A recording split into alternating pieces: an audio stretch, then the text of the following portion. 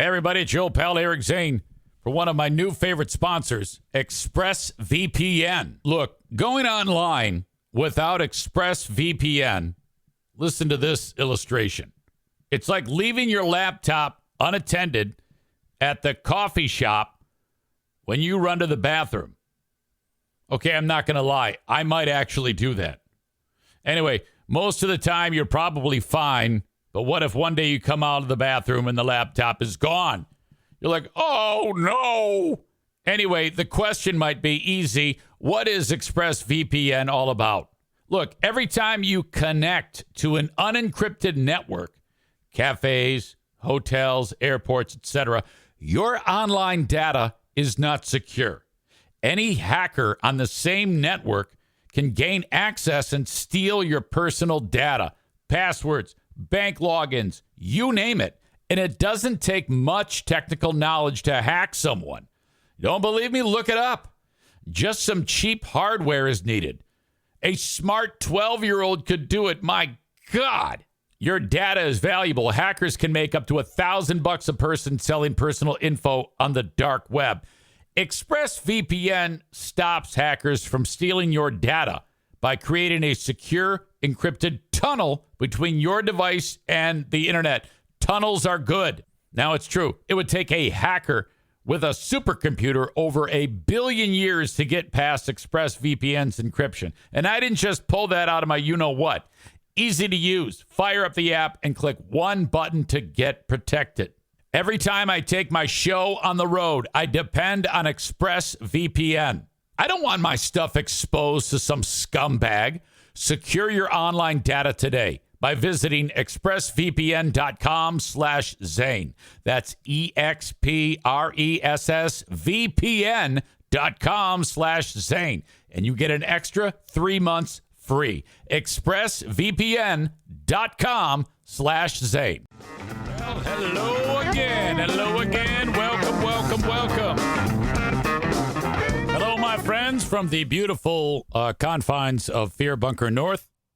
Your old pal EZ is back with an update as to what has happened since I left you. And if you missed the first part of the show, I bugged out because I had a vet appointment for Benny, the one-eyed wonder dog, that came through rather suddenly. Our beloved Benny was exhibiting some bad symptoms. I didn't like it. He was like struggling to go pee-pee. And I'm like, I usually don't let the dogs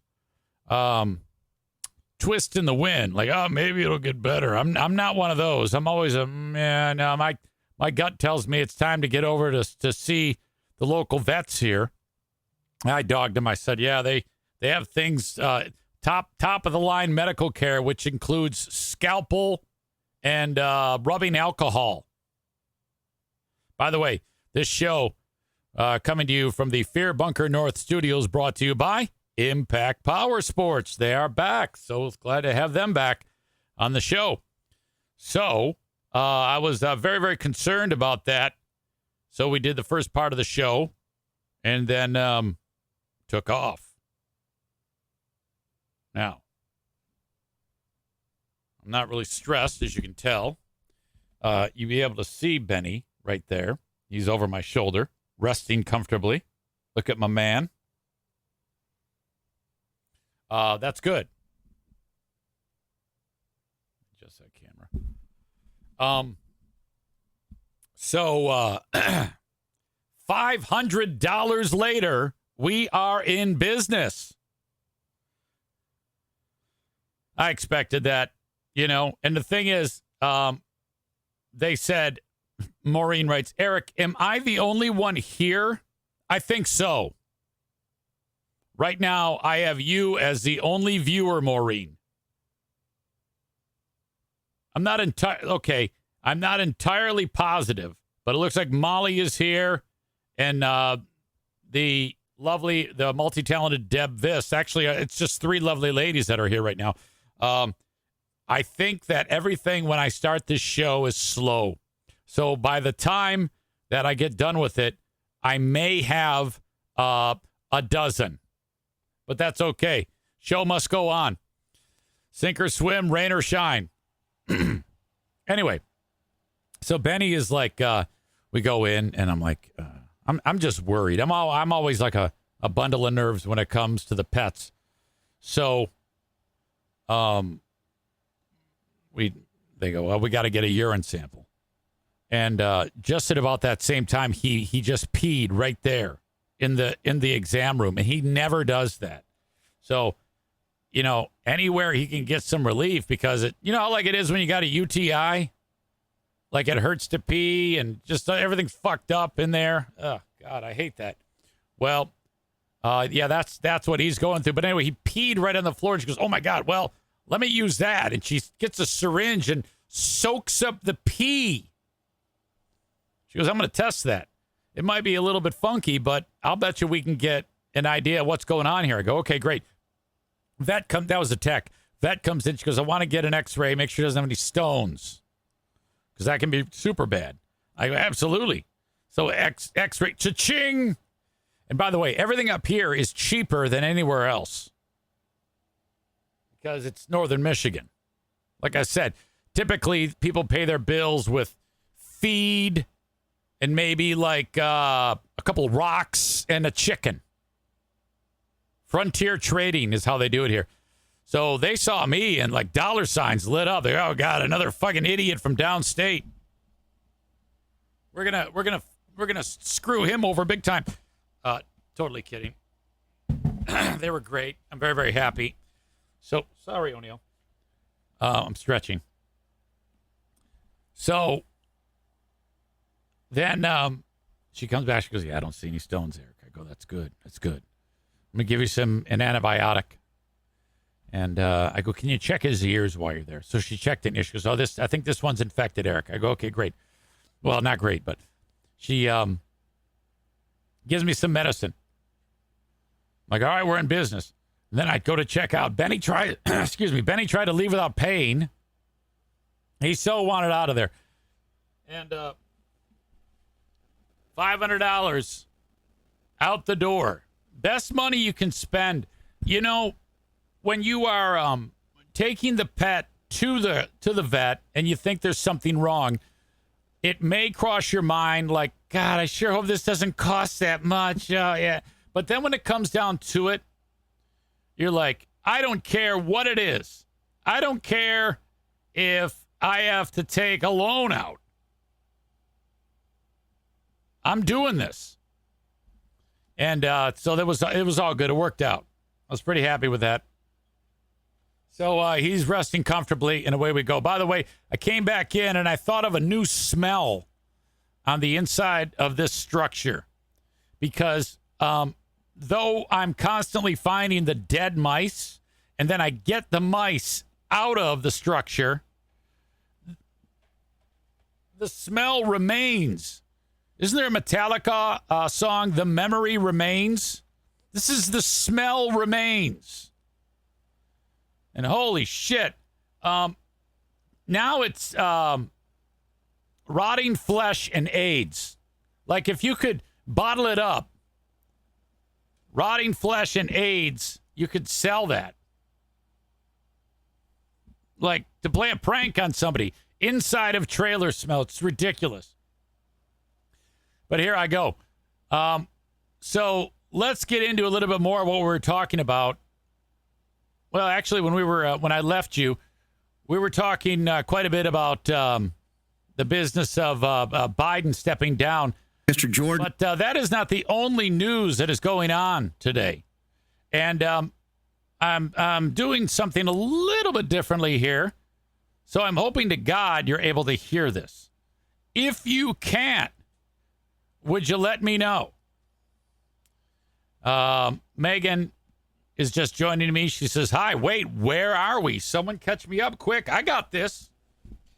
We're up north, my dear. Fear Bunker North. And Benny the One-Eyed Wonder Dog has a urinary tract infection. I was just telling everybody about that. And so that's where we are. Thinking about you, by the way. Thinking about you a lot. We got to protect our puppies. While the morning was unfolding, Kimberly Cheadle, who is in charge of the Secret Service. You know, the organization that nearly got the president, former president, very likely future president, killed. She's being called out. She's on the floor of the Senate subcommittee, and she's being grilled by various members of Congress.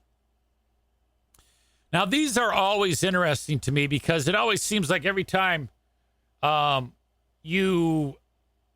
these happen, it's just members of Congress yelling at someone.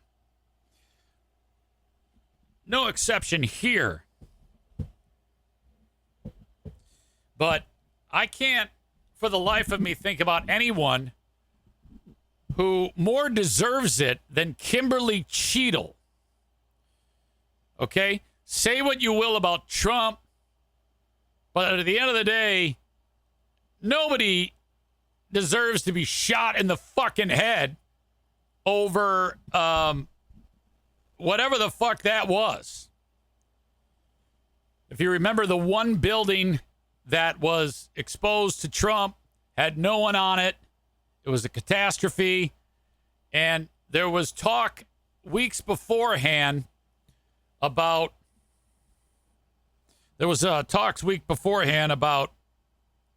another threat on Trump from another country. I think it might have been Iran or something like that. So unrelated to the guy who actually fired the shot, but still knowing that they were on, that there was a threat to Trump, you would have think that they would have afforded him the best that they possibly could. And then there was a story about how Trump's team had requested additional Secret Service, and it was denied. It came out. So this all is a mess. In this clip, this is Representative Jim Jordan. He's speaking to this Kimberly Cheadle. There's two clips I'm going to play, and you got to stick with me. It's actually riveting, and they're both about 5 minutes long.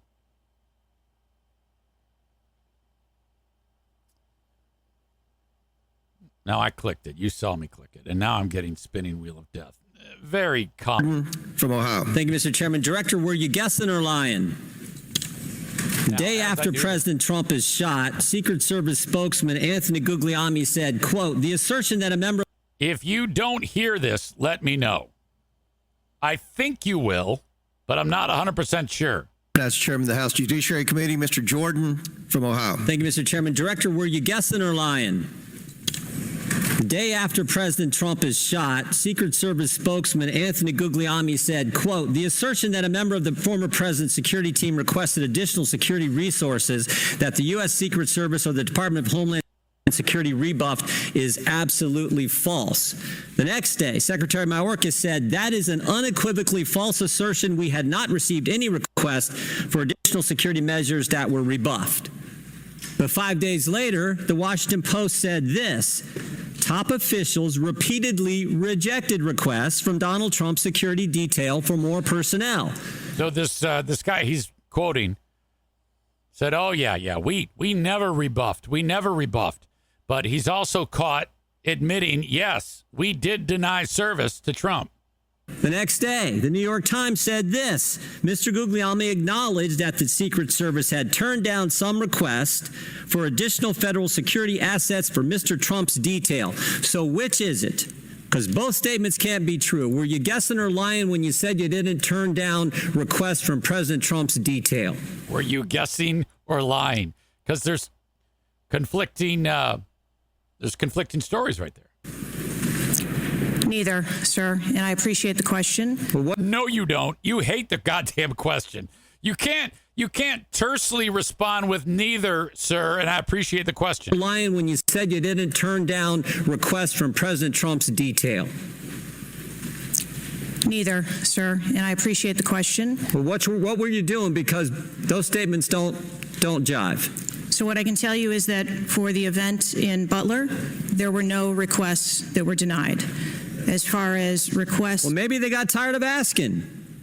Maybe you turned them down so darn much, they said, not worth asking. Okay, so now when you're getting your ass kicked like she is, and this is just the start of it, you have to leave room and knowing that you're going to be interrupted with everything that you say, because that's what Jim Jordan does to Kimberly Cheadle. How many times did you turn him down ahead of that? I think that it is important to distinguish between what some people may view as a denial of an asset or a request. Well, is Mr. Guglielmi your spokesperson? He said he acknowledged the Secret Service had turned down some requests. I'm asking how many? A denial of a request does not equal a vulnerability. Well, tell me what it is. There are a number of ways that threats and risks can be mitigated with Okay, now the only answer she should have said was, I don't know how many. I'm sure there were a lot. That's what she should say. Instead, she's given us word salad. Number of different assets, whether that be through personnel, whether that be through technology or other resources. Well, tell the committee which it was. They asked for additional help in some form or another. You told them no. How many times did you tell them no, and what did you tell them no to? Again, I cannot speak to specific incidents, but I can tell you in general terms, the Secret Service is judicious with their resources based on... What does some requests mean? How many times? Some indicate requests is plural. So more than once they asked for additional help and you turned them down. What did they ask for and how many times did you turn them down? Pretty basic questions. So again, without having all of the details in front of me, sir, what I can tell you is that there are times... You didn't get briefed on how many times you turned down the Trump detail when they asked for additional help? I'm sorry. You didn't get briefed on that before you came to this hearing knowing you were going to get asked that question? It's so embarrassing. He's suggesting you come here, you know we're going to ask you this, and no one even, you just showed up off the street and you don't even know what the fuck's going on? I can tell you is that in generic terms, when details make a request. And let's be honest here. Outside of Biden, Trump is the most important person that the Secret Service should be protecting. You know, I could see if George W. Bush said he was going to go to the petting zoo and he wanted a couple agents to protect him from the fucking goats. All right, I can see definitely turning that one down. But this is Trump. There are times that there are alternate ways to cover off on that threat or that risk. But that's not what he said. He said they were denied certain requests, some requests. This is your spokesperson, not me talking. This is the Secret Service talking. And what a change from absolutely false, unequivocally false to, oh, by the way, there were some times where we didn't give them what they wanted. That's a huge change in 5 days. And the fact that you can't answer how many times you did that, that's pretty darn frustrating, not just for me, but for the country. I hear your frustration. Let me ask you this. Were any of those requests denied to President Trump's detail after you knew about the Iranian threat? What I can tell you, again, I don't know the specifics, is that there are times when we can fill a request. It doesn't necessarily have to be with a Secret Service asset or resource. We can fill that request with locally available assets. You spoke to anyone at the White House since July 13th? Okay, he's jumping to the next topic now. Yes, I have. Who'd you talk to? I have briefed the President and the Vice President. Talked to the First Lady? No, I have not. Talked to the White House staff? Anyone in the White House communications? No, I have not. Have you talked to the counter sniper who took the shot that took out the bad guy? Yes, I have. And can you tell us about that conversation? I would not want to reveal conversations that I've had with my employees. But that's exactly the kind of information the American people want to know. American people who pay your salary. I understand this is an ongoing investigation. And Who's all doing the investigating at Secret Service? I know the Inspector General, but is there also an internal investigation in addition to the Inspector General? We are conducting a mission assurance investigation internally, yes. I know this is a lot. And a lot of back and forth that might seem a little mundane, but I'm going somewhere with this. They want her to resign, like today. You know what it looks like, Director? It looks like you won't answer some pretty basic questions. It looks like you got a 9% raise and you cut corners when it came to protecting one of the most important individuals, most well-known individuals on the planet. A former president, likely the guy's going to be the next president. Looks like you guys were cutting corners. That's what it looks like to me. Is that true? I am here today because I want to answer questions, but I also want to be cautious. You might want to, but you haven't answered. I don't think you've answered one question from the chairman, the ranking member, or me. We got a lot of other people asking. We'll see if your record improves. But right now, you haven't answered, I don't think, any questions. I yield back. All right, so that's it. Jim Jordan beats her up pretty good. But oh no, there's more. This is Representative Nancy Mace, who's kind of a babe. This clip says Representative Nancy Mace just ended the career of disgraced Secret Service Director Kimberly Cheadle on live TV. Wow. Let's check this clip out.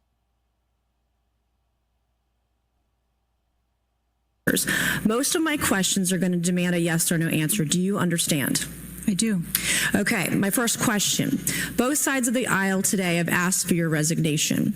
Would you like to use my 5 minutes to draft your resignation letter, yes or no? Oh no. No, thank you. Was this a colossal failure? It was a failure. Yes or no? Was it a colossal failure is the question. I love it when they give you the yes or no. That's what I used to do to Jim, Jack, and Maddie. Answer this question. Yes or no? Did you do your homework? Did you use a rubber? Yes or no? I have admitted this is a terrible. This is a yes or no series of questions. Was this a colossal failure? Yes or no? Yes. Was this tragedy preventable? Yes or no? Yes. Has the Secret Service been transparent with this committee? Yes. Would you say the fact that we had to issue a subpoena to get you to show up today as being transparent? Yes or no? I have always been Yes or no? You didn't want to answer the question. Committee. We had to issue a subpoena to get you to show up today. That is not transparent, by the way. You stated earlier, Secret Service is not political. Is that correct? Yes. Okay. Would you say leaking your opening statement to Punchbowl News, Politico's Playbook, and Washington Post several hours before you sent it to this committee as being political? Yes or no? I have no idea how my statement got out. Well, that's bullshit. So, Mr. Chairman, Just said that's bullshit. I would like to ask unanimous consent to enter into the record article hours before you sent it to the leaking your opening transparent, by the way. You stated earlier, Secret Service is not political. Is that correct? Yes. Okay. Would you say leaking your opening statement to Punchbowl News, Politico's Playbook, and Washington Post several hours before you sent it to this committee as being political? Yes or no? I have no idea how my statement got out. Well, that's bullshit. So, Mr. Chairman, I would like to ask unanimous consent to enter into the record articles by Punchbowl News, Political Playbook, Washington Post, all done at 5:24 a.m., 6:12 a.m., 6:34 a.m., a solid 3 to 4 hours before this committee got your statement. Without objection, so ordered. Okay. Is the Secret Service fully cooperating with This chick is getting more attractive by the second. our committee? Yes. Okay, you say you're fully cooperating with this committee. On July 15th, this committee sent you a list of demands of information that we wanted. Has the Secret Service provided this committee a complete list of all law enforcement personnel that were there that day? Have you done that? Have you provided a list to the Oversight Committee? Yes or no? I will have to get back to you on that. That is a no. Have you provided all audio and video recordings in your possession to this committee, as we asked on July 15th? Yes or no?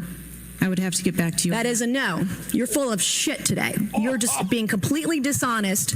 Mr. Chairman, Mr. Chairman, I want to. Come on. We have to maintain decorum in this committee, no matter how have you provided upset we any get. and all memos to this committee that we've asked you on July 15th? God, she just said to the director of the Secret Service, you are full of shit. Oh, this is special. I got to see it all the way to the end. I'm sorry. Have you provided all memorandums within the Secret Service? I would have to get back to you on That is a no. You are being dishonest or lying. You're being dishonest here with this committee. I think that's the same thing. These are important questions that the American people want answers to, and you're just dodging and talking around it in generalities. And we had to subpoena you to be here, and you won't even answer the questions. We have asked you repeatedly to answer our questions. This isn't hard. These are not hard questions. Have you provided us all communications from the Secret Service related to that day and that rally? Have you provided this committee? We've asked for this information on July 15th. Have you provided any of this information that this committee has asked of the Secret Service? Any of it? I'll have to get back to you. Have you even read this letter that we sent you? Did you even read this? Yes. Okay. And you have said you don't know, you have no idea. Well, the answer is no. We haven't gotten a single document or piece of information or data from you or your agency in related to the rally that we have asked you for. So, I have a feeling that even though, okay, there's no doubt she's a Republican and Jim Jordan's a Republican. So,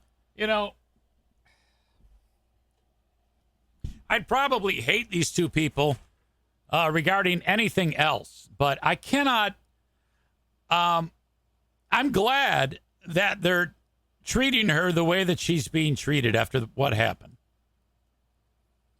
Attempted assassination of Donald Trump, a failure of training or execution or both? I think that those are answers that we need to training, execution, or both. Which one? I think those are answers. All right. How many Secret Service personnel have lost their jobs due to this colossal failure? At this time, none. How many Secret Service personnel have been required to take a refresher course on how not to let people shoot Donald Trump? Our personnel are currently operational. We are examining the facts of this investigation, and we will make the changes necessary. What time did law enforcement become aware that there was an individual on the roof with a clear line of sight to President Trump? I am still verifying timelines. Of course. No, they were aware an hour before. Hey, it's your old pal Eric Zane for my new favorite sponsor, Mint Mobile. MintMobile.com. MintMobile.com. What's up? How does this work? Well, you keep your phone, you keep your number, and you get everything on your phone that you're used to, except you pay incredibly less for it. It's that simple. Pick a plan, any plan, and off you go. You can even get a new phone if you like with the service. That's totally up to you. This is one of the most versatile, easy things in the world when it comes to cell phones. How often are you looking at your cell phone bill with whoever and you're like, my God, this has gotten out of hand. This is like a living, breathing entity that I don't want any part of. It's time to make the switch to Mint Mobile. More Americans are doing this than ever before. In fact, U.S. News and World Reports called them the best cell phone plans around. Wired recommends them. The New York Times Wirecutter did a best cell phone plans article on them. Incredible. So many people are talking about Mint Mobile. I want you to check this out for yourself. Go to mintmobile.com and see what I'm talking about. You're going to see that it's basically the same damn thing that I talked about. Keep your phone, keep your number. You're just going to pick a plan, boom, pay for it, and you're in business. All the details are at mintmobile.com. But I'm telling you, I just made the switch and I'm saving hundreds of dollars on my cell phone bill. Check it out online, mintmobile.com. 9 days in, you have no answers. How many minutes went by between the time law enforcement saw and took photos of crooks in the shooting? How many minutes? I am still verifying timelines. 57 minutes. 57 minutes ahead of time. They knew he was there. They had their eyes on him, and they did nothing. Okay. At best, this is just idiocy. At worst, this is a conspiracy to try to kill Trump. That's what this looks like. I don't know how you could say anything but that. My God. Crazy times, to be sure. This hearing is going on right now as we speak. All right, let's move on. Another clip I wanted to show you is of, you're going to think that this is something that we've seen before. Cops showing up, people around, black guy there, cops pull the guns on the black guy. But stick with the video here. This, just watch it.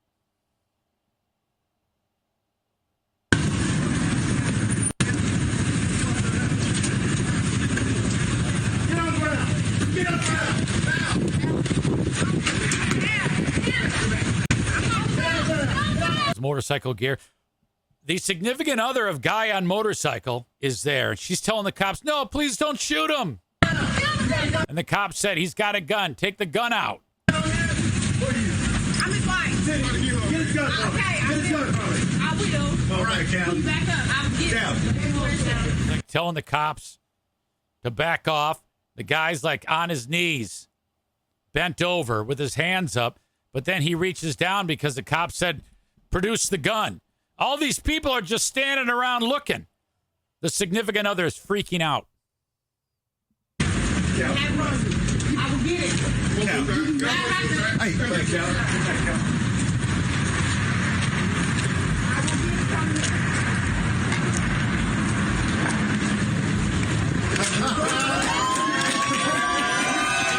It's a Black Lives Matter.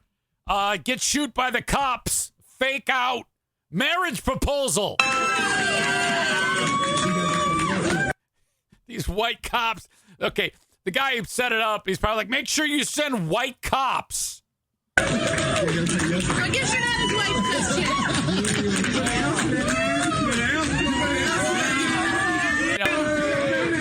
And then everybody's laughing. I don't know what are the other background, how all those people that he knew were there, but whatever. It doesn't matter. It was still, she totally bought it. Oh, my God. I love that story. That is fantastic. Very, very cool. It's about time we had a story where the cops come up and it's, it turns out it's a good story as opposed to like somebody getting shot. All right. I can get behind that. Maureen says, I did not see that coming. Linda says, that's the dumbest thing I've ever seen. What? How could you possibly say that? I thought it was great. I thought it was good because it said, okay, watch this. And I thought it was going to be typical, like they start beating the shit out of the black guy and then in whatever city in America. And then a couple people, cops going to get fired or there's going to be a riot. All the store windows are going to be busted out. It's going to be the end of the world. George Floyd all over again. But no, he pulled out a wedding ring. How could you possibly say that? You cynical whore. The fuck is wrong with you? I say that with love. I want to share with you a message I got. Your old pal EZ. Via Messenger. Might take me a second to get it. Aha. I've talked to you about how the goal many times when doing shows like Who Are These Free Beers? The goal is to one at a time expose people to enough of their bullshit so that we can slowly break them away from the trance and the spell of this garbage show. And, there have been a few over the last year and a half that have done that. But now I've gotten 2 in the last 2 weeks. Jesse writes this. Easy. Just wanted to let you know you've pulled one more from the ridiculous, mundane puke of a show called Free Beer and Hot Wings. I was a listener for 7 years. And when I read that, I went, okay, he's never heard me on the radio because I've been gone for 8, roughly. Anyway, he says, I found your podcast a week and a half ago. I started listening every day. I now realize how bad Greg and his puppets are. They are fucking horrible. Now, his next lines are, what he thinks of the people. These are his words, not mine.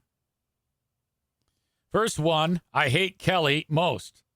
She sounds like diarrhea after getting food poisoning, and she isn't funny or interesting at all. Now, I disagree with that. Despite what her little segment 18 love knots think about her.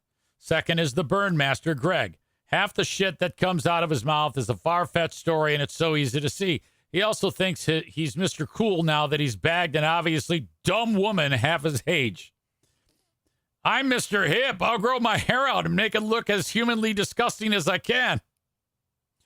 Third, Maitland. Poor girl. She struggles so bad. She can't even read 5 trivia questions without tripping over her words or repeating questions the contestant has already answered. Fourth, Steve. What does he bring to the table? Enough said. Fifth, Hot Wings. I do like the guy because he seems down to earth and honest, but damn, he's single and still acts like he has a leash around his neck. Maybe Freebier is the handler. I don't know. Anyways, I thought I'd mention that I am one of those stupid idiot Trump lovers, but I really enjoy how you see both sides. I am the same way. I make fun of both, but at the end of the day, I have someone I will vote for, as do you. Take care, my man. And know you have pulled another one from FBHW. Have a great weekend. Signed, Jesse in northern Wisconsin. Go Pack, go. I responded. I told him thanks a lot. I said, appreciate you reaching out. Thanks for not taking it too seriously when it comes to the shit that flies out of my mouth. LOL. The world needs more people like you. Spot on with your assessments, except for the Kelly part, of their show. Make yourself at home. I said, if you've been listening for 7 years, you probably never really heard me on that show, correct? Now, this is the best part. Because I gained him as a listener because of something they did and do now. Pay attention. Yeah, that's right, Easy. I used to be a fancy idiot, but I canceled it when Joe got fired. But I listened to their throwback shit on the weekends, and I heard you on it. And I said, who's this guy? And I finally researched it and found you. I honestly was just getting so tired of listening to the same shit every day and wanted to find something different and thought I'd look you up. That's fucking sweet. Linda, responding to me calling her a cynical whore, which, by the way, Maureen loved. Linda says, yeah, people always call someone a whore with love. LOL. Come on. Thank you to Dude for sending that along. It was a nice email. I appreciate that. Okay. Before I continue, I do want to mention my friends over at A&E Heating and Cooling. Speaking of Linda, I know she loves Joe Martinez over there. Reach out to Joe at 616-516-8579 if you ever need any assistance with your AC or your furnace, perhaps a tune-up for the AC or furnace. That'll set you back $79. But just know there's going to come a time that's very inconvenient for you when one of those systems is going to go south. It's a bad, bad feeling. It's going to happen. All right? Even though I get mine checked every year by Joe, there are times that I've had problems. Like, Joe, you got to help me out. Come check it out. I'm on my way, Easy. That's how it works. This is just, anytime you have this issue, just remember my guy is Joe Martinez, A&E Heating and Cooling, which in my conversation with him last week, I think I'm starting to get through to him about the Lions. I think that if they have a Super Bowl winning season, which a lot of people are saying they will, I might be able to get Joe to admit that he was wrong. That is what I am hoping for. Call Joe at 616-516-8579. All right. Some of you may remember the moment a few baseball seasons ago where an announcer by the name of Tom Brenneman did not know he was on the air for the Reds-Royals game. He's the Reds announcer. He was. And you just heard him say something that was ridiculous. And you're like, what? He was having a conversation with somebody in his headphones, and God knows what they said, referencing some location that the team would be playing. And Brenneman said something that, it cost him dearly. So if you were watching TV, all you did on the pregame show was you saw the shot of the baseball field, and then you heard this.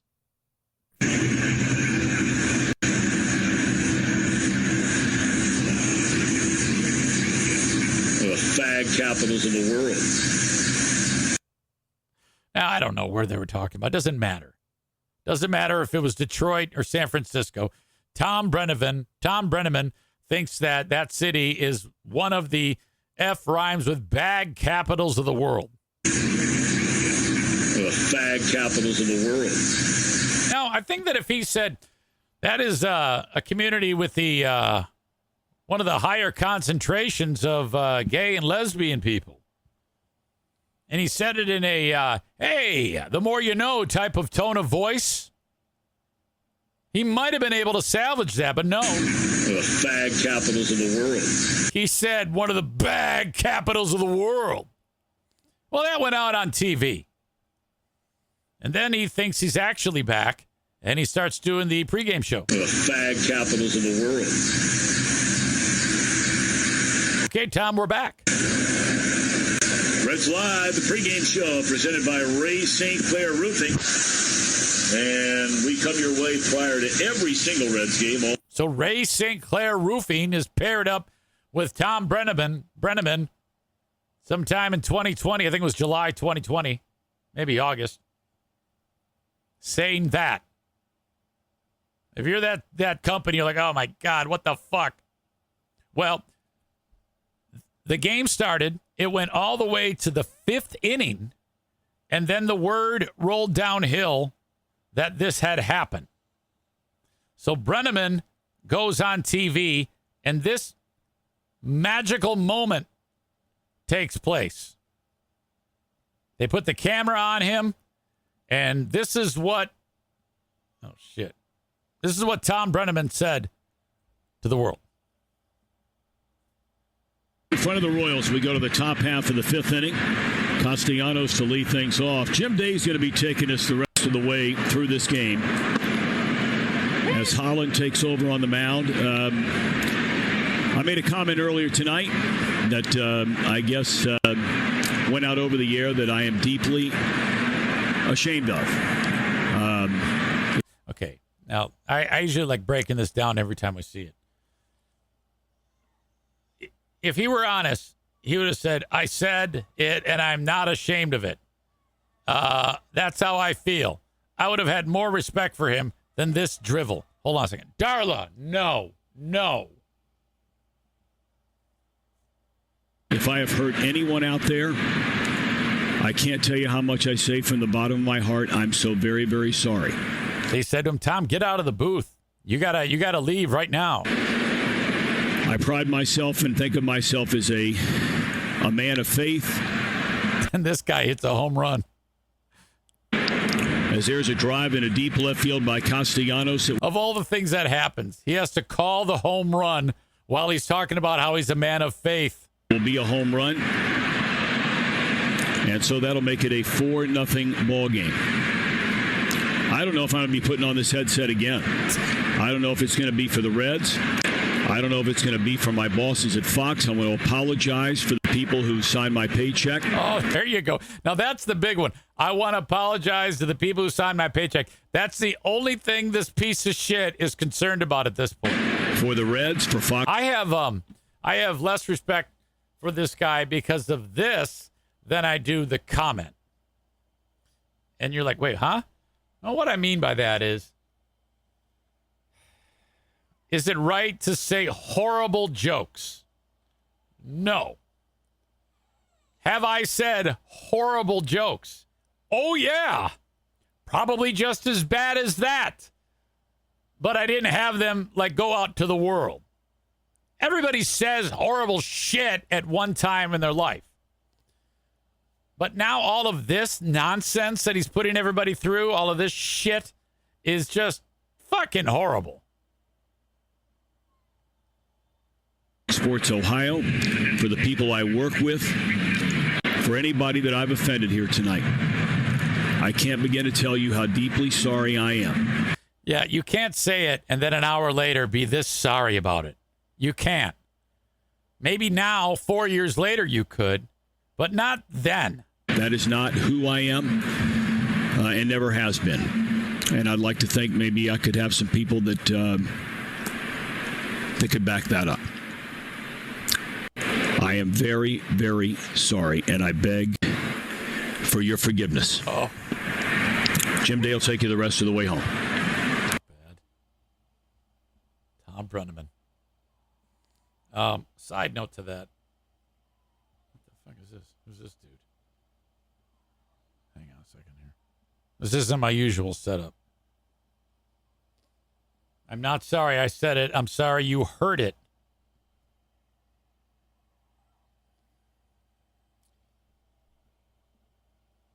Let's see. Nick Castellanos, the guy that hit that home run. That was the first time that many times he has hit a home run while a horrible event is either being described on the air or happened on that day. You see what I'm saying? On that day, he hit a home run while the apology was going on. Now there is a post that says, all jokes aside, this has to be studied. Nick Castellanos goes deep every single time there is a tragedy or something newsworthy. It's legitimately unlike anything I've ever seen in sports history. So we had the Brenneman thing. On the death of Osama bin Laden, he hit a home run. Queen Elizabeth's death, home run. An update on Philadelphia Phillies' Charlie Manuel's following. They were talking about Charlie Manuel having a stroke, the former manager of the Phils. He hit a home run. I-95 collapsing in Philadelphia. Castellanos hit a home run. The Trump assassination attempt, he hit a home run. And Biden ending his reelection bid, Nick Castellanos hit a home run. That is phenomenal. You got to be on the lookout for Nick Castellanos every time something newsworthy happens, is what they're saying. Well, why am I bringing all of this up about the aforementioned Tom Brenneman? After that, I think he went down to like Mexico, like Kenny Powers.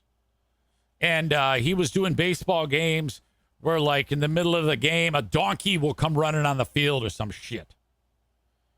And, well, now he's back. After being exiled for nearly 4 years, he has been hired as the lead voice for nationally televised college football games that air on the CW. God damn. Okay, I got busted for making fun of a guy's pants, and I'm not invited back. I must really be the most hated person in radio. Brenneman says there are no words to describe how grateful I am that they're rolling the dice. Brenneman told The Athletic they don't have to do this. Brenneman will make his debut on August 31st when Oregon State hosts Idaho State. When he will begin as part of the CW's Pac-12 package, he will predominantly work on it doesn't matter what he's working on. The fact that he is working is an incredible comeback. Wow, I did not see that coming. That's the type of thing where you thought he'll never be seen again anywhere. Like he'll have to get like a real job or start a stupid podcast or some shit. My God, what an upset for Tom Brenneman. That gives hope in my mind. You're seeing that more and more where people are given that second opportunity after the first cancellation.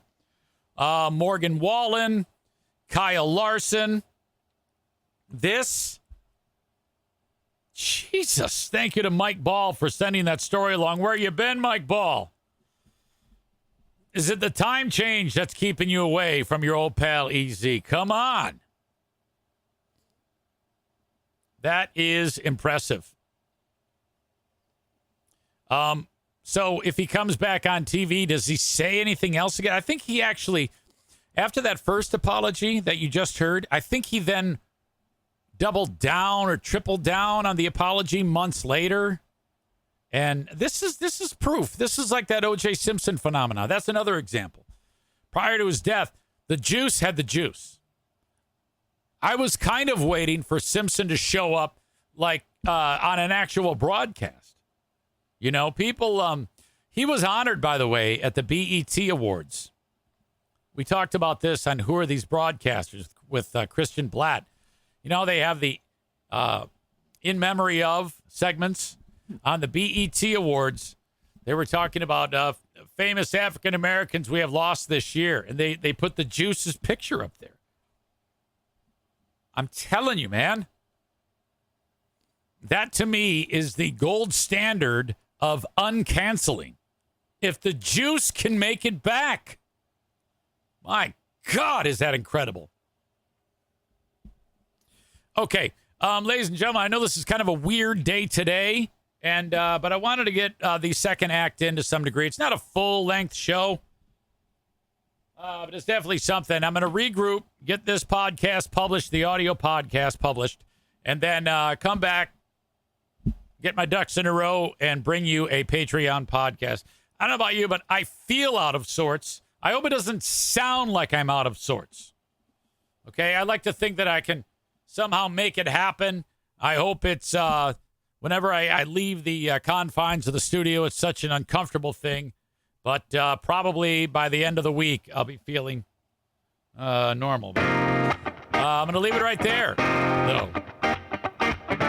You know what? No, I'm not. No, I'm not. Because I forgot something very important. I knew that was a weird ending. We have the asshole of the day. How could I possibly... As much as I want to make it Maureen's husband, it is going to be Kim Cheadle, the Secret Service piece of shit, is your asshole of the day. Congratulations, Kim. I think this is your second award in like a week and a half. That's impressive, to say the least. Now that's going to do it. Folks, I love you. Talk to you on the Patreon bonus. Linda says, Eric, for calling me a whore. I didn't call you a whore. I called you a cynical whore. There's a big difference, stupid ass. See you, folks. Thank you so much. Till next time. Bye-bye.